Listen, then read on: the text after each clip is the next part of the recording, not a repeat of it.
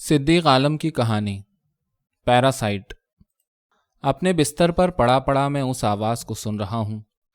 पिलस्तर के अंदर ईंटों के दरमियान धीरे धीरे बिल्कुल ही बेआवाज़ कदमों के साथ वो आगे बढ़ रहा है और अब शायद उसे रोकना मुमकिन नहीं। जिस दिन पहली बार मैंने उन बारीक रेशों को अपने कमरे की दीवार के पिलस्तर पर उगते देखा, मैंने अपनी बीवी से कहा, बाहर दीवार पर ज़रूर कोई पौधा उग आया है। मैंने उन बारीक जड़ों को चाकू की मदद से खुरच खुरच कर साफ कर तो दिया, मगर कुछ महीनों के बाद वो फिर उग आईं। इस बार मेरी बीवी ने मुझसे कोई ठोस कदम उठाने के लिए कहा। यह इस मसले का हल नहीं। मुझे दोबारा चाकू संभालते देखकर उसने राय दी थी। हमारी दोनों बेटियां जो दूसरे कमरे में सोती थीं, जड़ों पर अपनी नफीसों मुलायम उंगलियां दौड़ाया की। कहीं पर वो गिरफ्त के लायक थीं तो वो उन्हें पकड़ने और उखाड़ने की कोशिश भी कर रही थीं। जड़ें टूट तो रही थीं, मगर उन्हें पूरी तरह उखाड़ना मुमकिन न था।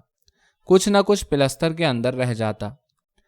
इस पौधे को गिराना जरूरी है जो बाहरी दीवार पर उगा हुआ है, हमारी बड़ी बेटी ने कहा, जिसकी तायीद में हमारी छोटी बेटी ने अपना सर हिलाया। वो अपनी बड़ी बहन के साए में जीने की आदी हो चुकी थी। ये एक पुरानी, काफ़ी टूटी फूटी कसीर मंजिला इमारत थी और फ्लैट चौथी मंजिल पर होने के सबब हम लोगों ने कभी अपने अकब की दीवार पर ध्यान नहीं दिया था। दोनों कमरों की पीछे की तरफ खुलने वाली चारों आदमकद खिड़कियों को हम ज़्यादातर बंद रखते या पर्दों से ढांक कर रखते थे, क्योंकि नीचे गली में हर बार कोई न कोई शख्स खड़ा बेशर्मी से पेशाब करता नजर आता। दरअसल ये कोई गली न थी, ये दो रुया कदीम इमारतों के अकब की छोड़ी हुई ज़मीन थी जो गली नुमा हो गई थी और ज़्यादातर सुनसान पड़ी रहती। मैंने तय किया, एक दिन इस गली में उतरकर उस पौधे को देखूंगा जो अपनी जड़ें दीवार के अंदर फैला रहा है, मगर फिर कुछ दूसरे मामलात ने मेरे जहन पर कब्जा जमा लिया और कुछ दिनों के लिए मैं उन जड़ों को दिमाग से निकालने पर मजबूर हो गया। एक नफसियाती समझौते के तहत सबने उसके तस्करे से गुरेज भी किया और हम लोगों ने देखा हमारी बेतवज्जोही के सबब जड़ें भी बढ़ने से रुक गई थीं। सिर्फ वो दीवार पर अपनी जगह कायम थीं। मैं छत पर गई थी। एक दिन मेरी बीवी ने कहा, दरबान खे ने छत से नीचे झांकने की बहुत कोशिश की, मगर तुम्हें तो मालूम है इस छत पर कोई मुंडेर कभी नहीं थी, तो मैंने उसे ऐसा करने से रोक दिया। तुमने अच्छा किया। वैसे घबराओ मत, इस इतवार को मैं एक मजदूर बुलाकर उस पौधे को जड़ से उखाड़ फेंकूंगा। मैंने अपनी बीवी से कह तो दिया, मगर मुझे पता था यह इतना आसान न था। इस काम के लिए 5वें मंजिल तक बांस का बाड़ा लगाना होगा। एक मजदूर से यह मुमकिन ना होगा, काफ़ी लागत आएगी। इमारत के दूसरे मकीनों की दखल अंदाजी अलग, जो इस तरह के मौक़ों की तलाश में रहते हैं। इतवार को मैं अकब की गली में जाने के लिए घर से निकला ताकि उस तुफैली पौधे की निशानदही कर सकूं। गली में नाले के किनारे की झाड़ियों से पेशाब की सड़ान फैल रही थी और दोनों तरफ की इमारतों के ड्रेन पाइपों से, जिनमें से ज़्यादातर तड़क रहे थे, गंदा पानी निकल निकल कर दीवार से रिसते हुए नीचे जमा हो रहा था। मैंने देखा हमारी अपनी इमारत की दीवारों के पिलस्तर बेशतर जगहों से उधड़ गए थे। उस दीवार पर खिड़कियां ही खिड़कियां थीं, जिनमें से ज़्यादातर तार की जालियों से या लोहे के ग्रिल से ढक दी गई थीं। कहीं कहीं किसी खिड़की को अंदर से दीवार उठाकर बंद कर दिया गया था। जो खिड़कियां खुली थीं उनसे सूखने के लिए जेल जामा प्लास्टिक के तारों या हैंगरों से लटक रहे थे। मुझे पहले पहल खुद अपनी खिड़की को पहचानने में दिक्कत हुई, मगर मेरी बीवी और बेटियों ने खिड़कियों की सलाखों से हाथ निकाल निकाल कर हिलाते हुए मेरी मदद की। मुझे अपनी खिड़कियों के बाहर कहीं पर कोई पौधा दीवार पर उगा हुआ दिखाई नहीं दिया। बहुत सारे पौधे उस इमारत की दीवार पर मुख्तलिफ जगहों पर उगे हुए तो थे और उनमें से कुछ तो तनावुर दरख्त की शक्ल भी ले चुके थे, मगर वो काफ़ी दूरी पर थे और वो तादाद में इतने थे कि मुझे ये वाहियात नज़र आया कि चंद बारीक जड़ों से छुटकारा हासिल करने के लिए मैं इतनी बड़ी इमारत की पूरी अकबी दीवार की सफाई कर डालूं। और क्या, मेरे ऑफिस के साथी ने कहा, जिससे मैं हमेशा अपने दिल की बातें किया करता था। और इसमें झमेला क्या है, मैं एक अच्छे राजमिस्त्री को जानता हूँ। वो न सिर्फ काफ़ी तजर्बा रखता है, बल्कि मेरे तो बिल्कुल ही भरोसे का आदमी है। मैं तुम्हारा एहसानमंद रहूँगा। अरे नहीं, दोस्तों में एहसानमंदी का रिश्ता नहीं होता, इसे गैरों के लिए रख छोड़ो। राजमिस्त्री 1 हफ्ते के बाद वारिद हुआ। उसने पूरी दीवार को उंगलियों से, फिर अपनी करनी से ठोंक ठोंक कर देखा। खिड़की से बाहर झांकने की कोशिश की, मगर लोहे की सलाखों ने रुकावट पैदा की। इन जड़ों को पूरी तरह ख़त्म करने के लिए इनके चारों तरफ कम से कम 10 फुट तक पिलस्तर उखाड़ कर नया पिलस्तर चढ़ाना होगा। नहीं, मेरा मतलब बाहर के पिलस्तर से नहीं, सारा काम अंदर ही अंदर हो जाएगा। میں نے ایسے بہت سے کام کیے ہیں۔ میں نے چین کی سانس لی، پھر بھی احتیاط کے طور پر دریافت کیا، تمہیں یقین ہے کہ اس سے اس مسئلے کا خاتمہ ہو جائے گا؟ آپ خواہ پریشان ہو رہے ہو، میں ہوں نا۔ راج مستری مسکرا دیا۔ اس کے خشخشے بال سیمنٹ رنگ کے تھے اور آنکھوں میں سرخ ڈوریاں تیر رہی تھیں۔ یہ تو کچھ بھی نہیں، بس آپ کھڑے کھڑے تماشا دیکھیے، اس نے کھڑکی سے باہر تھوکتے ہوئے کہا۔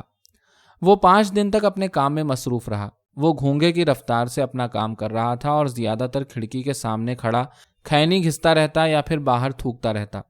سنگ تراش نے اس کی ہدایت پر جڑوں سمیت فرش سے چھت تک پلستر گرا دیے، یہاں تک کہ آدھی دیوار پر پرانے زمانے کی اینٹیں سرخ مسوڑوں کی طرح نکل آئیں۔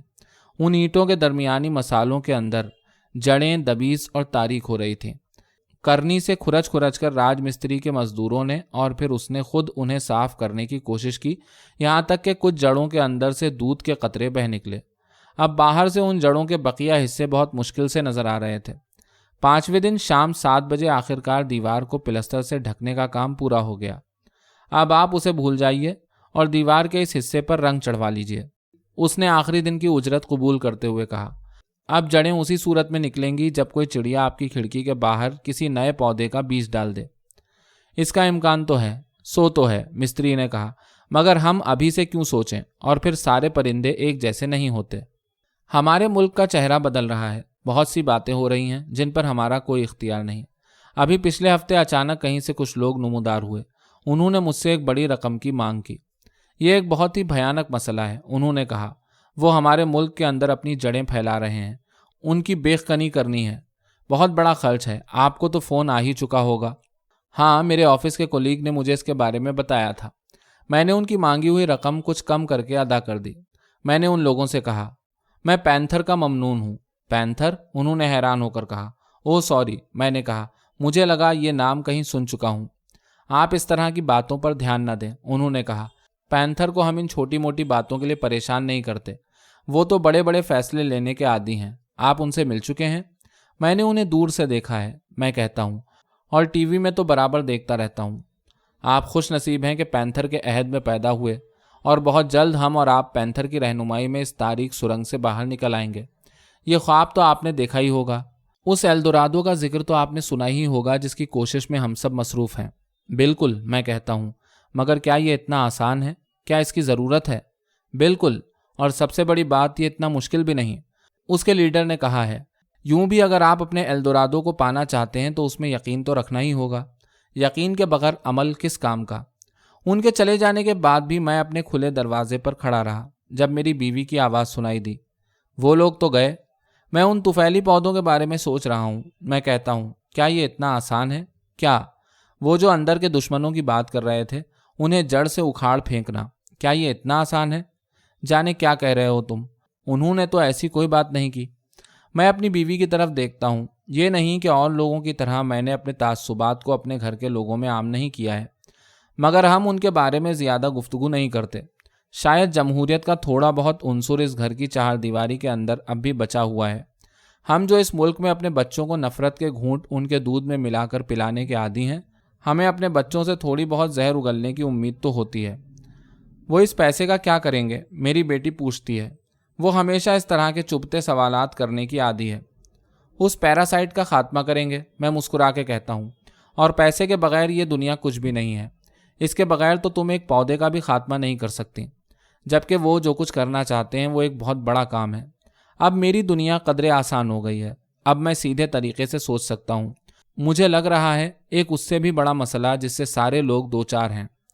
دوسرے دن آفس میں میرا کولیگ، وہی جس نے طفیلی پودے کے سلسلے میں راج مستری بھیج کر میری مدد کی تھی، میرا کندھا تھپ تھپا کر مجھے مبارکباد پیش کرتا ہے۔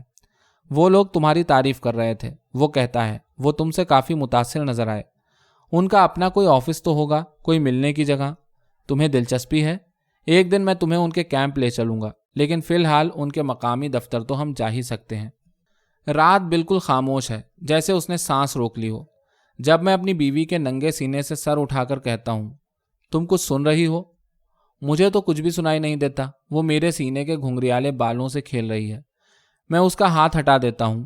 وہ دیوار کے اندر چل رہا ہے، تم اسے سن سکتی ہو، صرف یقین کرنے کی ضرورت ہے۔ یہ تمہارا وہم ہے۔ نہیں, جیسا کہ میں نے کہا، صرف یقین کرنے کی ضرورت ہے۔ میں دیوار کی طرف کروٹ لے کر سننے لگتا ہوں۔ ایک عجیب سی کھرکھر، جیسے دیوار کے ذرے دھیرے دھیرے ایک دوسرے سے الگ ہو رہے ہیں۔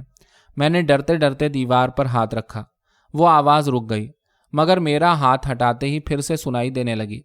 میں اپنے خواب کے اندر بھی اس آواز کو سنتا رہا، بلکہ خواب میں تو اس نے ایک شکل بھی اختیار کر لی تھی۔ ایک کیلوں محاسوں بھرے چہرے والے بدصورت انسان کی شکل، جس کے لامبے لامبے بال تھے اور جو گاڑھی روشنائی کی طرح دیوار کے پلستروں کے اندر پھیلتا جا رہا تھا۔ میں جاگ کر دیر تک کمرے میں ٹہلتا رہا اور وہ دیوار کے اندر کھرکھر کرتا رہا۔ Shut up! آخر کار میں پلٹ کر کہتا ہوں اور وہ چپ ہو جاتا ہے۔ یہ ایک بالکل ہی معمولی سا آفس تھا جو ایک سرکاری زمین پر جبریہ قبضہ کر کے بنایا گیا تھا۔ اس میں اپنے کولیگ کے ساتھ نمودار ہوا تھا۔ مٹی کے بھاڑ میں چائے پیتے ہوئے ہم لوگ اس انسان کو دیکھ رہے تھے جو میز کے کنارے خاموش بیٹھا تھا۔ لوگ پینتھر کا ذکر کر رہے تھے، جس کی ایک بڑی سی تصویر پشت کی دیوار سے لگی تھی۔ مسئلہ یہ ہے کہ یہ جانور بہت ہی تیزی سے افزائش نسل میں مصروف ہے، سیکریٹری کہہ رہا تھا، اور پینتھر کا خیال ہے اگر ہم نے اس کی بارآوری کی صلاحیت کو ختم نہ کیا تو ہم خود کسی شمار میں نہ رہیں گے۔ اور پینتھر کبھی جھوٹ نہیں بولتا، میرے کولیگ نے کہا۔ وہ میٹھی نظروں سے میری طرف تاک رہا تھا۔ یہ کتنا عجیب ہے، میں کہتا ہوں۔ سب کچھ ہماری آنکھوں کے سامنے ہوتا ہے اور ہم خاموش تماشائی بنے دیکھتے رہتے ہیں۔ مجھے اپنے گھر کی یاد آ رہی تھی جس کی دیوار کے اندر وہ طفیلی پودا بڑھتا جا رہا تھا۔ اس مسئلے کا ایک دائمی حل تو ہوگا۔ کیا اس وقت وہ طفیلی پودا میرے ذہن میں تھا؟ نہیں، خاموش انسان نے گویا ہوتے ہوئے کہا، اور میں اس سلسلے میں پینتھر سے ایک لمبی گفتگو کر چکا ہوں۔ پچھلی کئی صدیوں سے کچھ بھی نہیں ہو رہا ہے، صرف یہ کہ ہماری ایک پرانی تہذیب ہے جو دنیا کی تمام تہذیبوں کو اپنے اندر سمونے کی طاقت رکھتی ہے۔ سو تو ہو جاتا ہے، ہم بدل بھی جاتے ہیں، مگر کیا دوسرے بھی بدلتے ہیں؟ اور کیا انہوں نے ہمارے گھر کی دیواروں کی بنیاد سے پتھر ہٹانے کے کام میں کسی قسم کی کوتاہی برتی ہے؟ اسے کھوکھلا کرنے میں کوئی کسر رکھ چھوڑی ہے؟ یکایک وہ اٹھ کر ٹہلنے لگتا ہے۔ اس نے اپنی دونوں مٹھیاں اپنی پشت پر کس لی ہیں۔ بہت دیر ہو جاتی ہے، بہت دیر، مگر پھر بھی ہم سمجھداری سے کام نہیں لیتے۔ نہ ہم یہ سوچتے ہیں کہ ہمارا حشر بھی موہن جودڑو اور ہڑپا کی تہذیبوں جیسا ہوگا۔ آہ! میں بآواز بلند کہتا ہوں، یقیناً ایک اہم فیصلے کی ضرورت ہے، ورنہ وہ دیوار کے اندر پھیلتے پھیلتے ہمیں ہر طرف سے گھیر ڈالے گا۔ آپ نے کچھ کہا؟ سیکریٹری نے مسکرا کر اپنا ہاتھ میرے کندھے پر رکھا ہے۔ آپ آیا جایا کیجیے، پھر آپ چیزوں کو زیادہ صاف دیکھنے کے قابل ہو جائیں گے۔ ہاں، مجھے اس کی ضرورت ہے، میں گرم جوشی سے اس کا ہاتھ تھام کر کہتا ہوں۔ میں نے باقاعدگی سے وہاں جانا شروع کر دیا ہے۔ اکثر میں وہاں کسی کو نہ پا کر میز پر سر ڈال کر اونگنے لگتا ہوں اور خواب میں اس طفیلی پودے کو سنتا رہتا ہوں جو میرے گھر کی دیوار کے اندر کھرکھر کرتا پھیل رہا ہے۔ مجھے نہیں لگتا تم جو سوچ رہے ہو وہ صحیح ہے، میری بیوی کہتی ہے۔ کیا تمہارا مطلب ہے یہ اتنا بڑا ملک اس قابل بھی نہیں کہ اپنی کمزوریوں سے ابھر سکے؟ جانے کیا کہہ رہے ہو تم، وہ اپنے کام میں لگ جاتی ہے۔ ان دنوں اکثر میں پیچھے کی گندی گلی میں کھڑا عمارت کی دیوار سے نکلے ہوئے طفیلی پودوں کی طرف تاکتا ہوں۔ ان میں ایک پر ایک کوے کا جوڑا گھونسلہ بنا رہا ہے۔ یہ عمارت انگریزوں کے زمانے کی ہے۔ اس کی رکھوالی کے لیے کسی طرح کا ایسوسی ایشن وجود میں نہیں آیا ہے۔ سارے معاملات رام بھروسے چل رہے ہیں۔ یہاں رام بھروسے کا نام دربان خے ہے۔ خے نے میرے مسئلے کو سنا ہے۔ صاحب جی، اب اسے جانے بھی دیں، وہ کہتا ہے۔ یہ پودا ایک وہم بن کر آپ کے دماغ میں بس گیا ہے۔ یوں بھی اگر وہ واقعی دیوار کے اندر زندہ ہے تو اس سے کیا؟ یہ کتنی پرانی عمارت ہے، موٹی موٹی دیواروں والی، اسے ڈھانا اتنا آسان ہے؟ آپ کی اپنی زندگی میں تو یہ دیوار کو ڈھانے سے رہا، اور پھر دیکھ لینا یہ ایک دن مٹی بن کر خود اس دیوار کا حصہ ہو جائے گا۔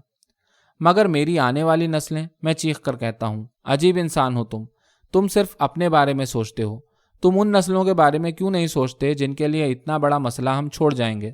صاحب جی، مجھے معاف کیجیے، خے گھبرا کر کہتا ہے۔ میری سمجھ میں تو کچھ نہیں آتا۔ اب میں اس ممنوعہ دفتر میں زیادہ جانے لگا ہوں۔ اب میں اپنی بحث میں کافی جارحانہ ہوتا جا رہا ہوں۔ وہ لوگ قدر کی نگاہوں سے مجھے دیکھتے ہیں۔ ایک دن میں ان سے کہتا ہوں، میں پینتھر سے ملنا چاہتا ہوں۔ وہ مسکرا کر رہ جاتے ہیں۔ کوئی مجھے پینتھر سے ملوانے کی بات نہیں کرتا۔ لیکن ایک دن وہ کمگو انسان مجھ سے اکیلے میں کہتا ہے، آخر تم پینتھر سے کیوں ملنا چاہتے ہو؟ شاید وہ میرے لیے کچھ کر سکے، میں کہتا ہوں۔ میں رات بھر سو نہیں پاتا، شاید وہ میرے مسئلے کا حل ڈھونڈ نکالے۔ پینتھر ایک گرم مزاج شخص ہے، وہ کہتا ہے۔ वो मसलों का हल निकालने के बजाय मसले खड़े करने में यकीन रखता है। ये उसका एक अनोखा तरीका है। मैं समझा नहीं। पैंथर से मिलने से पहले ये ज़रूरी है कि तुम पैंथर को समझ सको कि वो क्या है। वो मुस्कुराकर कहता है, ये पैंथर तुम्हारे अंदर ही है, और अगर वो वहाँ नहीं है तो तुम्हारा पैंथर से मिलना बेकार है। मैं उसकी बात समझ नहीं पाता। फिर जाने क्यों इस गुफ्तगू से मैं थक जाता हूँ और दोबारा ऊँघने लगता हूँ। शायद वो रहम भरी नज़रों से मेरी तरफ ताक रहा है। मैं अपने घर वापस लौटना नहीं चाहता। वो दीवार के अंदर खरखर करता रहता है, मुझे सोने नहीं देता। उस रात भी वही होता है। मैं चीख कर उसे थमने के लिए कहता हूँ। मेरी बीवी सहम कर जाग जाती है। तुम कोई बुरा ख्वाब देख रहे थे? क्या बकवास है। इस घर को हो क्या गया है? मैं कहता हूँ। क्या तुम सब बहरी हो गई हो? उसे सुन नहीं सकती, जबकि वो ईंट से ईंट बजाता जा रहा है। हमारा घर हमारी आंखों के सामने ढाता जा रहा है। ये तुम्हारा वहम है। नहीं, मैं कहता हूँ, और एक पल के लिए मेरी नज़रें उसके गालों पर ठहर जाती हैं, जिनकी झुर्रियाँ तेज़ी से बढ़ती जा रही हैं। अचानक मुझे उससे नफरत हो जाती है और मैं कंबल को नाक तक खींचकर सोने की कोशिश करता हूँ। जैसे जैसे खामोशी गहरी हो रही है, वो खरखर की आवाज़ बढ़ती जा रही है। मैं दोनों कान तकिए में दफन कर देता हूँ, मगर तकिए के अंदर से वो आवाज़ और भी साफ सुनाई दे रही है। मैं अपनी उंगलियां कानों में ठूंस लेता हूँ और इसी हालत में लेटे लेटे रात का एक बड़ा हिस्सा बीत जाता है। जाने कब मैं गहरी नींद सो जाता हूँ। सुबह खिड़कियों से रोशनियां कमरे में बरस रही हैं, जब मुझे अपनी बीवी बेटियों के चीखने की आवाज़ें सुनाई देती हैं। मैं बिस्तर पर उठकर बैठ गया हूँ। वो तीनों अपनी तहय्युर ज़दा आंखें निकाले मेरी तरफ ताक रही हैं और अपनी एड़ियों पर पीछे हटती जा रही हैं। ये तुम्हारे चेहरे को क्या हो गया है? मेरी बीवी अपनी उंगली से मेरे चेहरे की तरफ इशारा कर रही है। मैं घबरा कर बिस्तर से उठ खड़ा होता हूँ। क्या हो गया है मेरे चेहरे को? मैं उनकी तरफ बढ़ते बढ़ते रुक जाता हूँ, और वो सब जो कि खौफ के आलम में दीवारों के अंदर समाने की कोशिश कर रही हैं। मैं मुड़कर कद्दे आदम आईने के सामने जा खड़ा होता हूँ।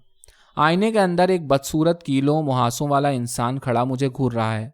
उसके बाल बेतरतीबी से बिखरे हुए हैं और उसके चेहरे से हजारों की तादाद में लांबी लांबी बारीक जड़ें लटक रही हैं।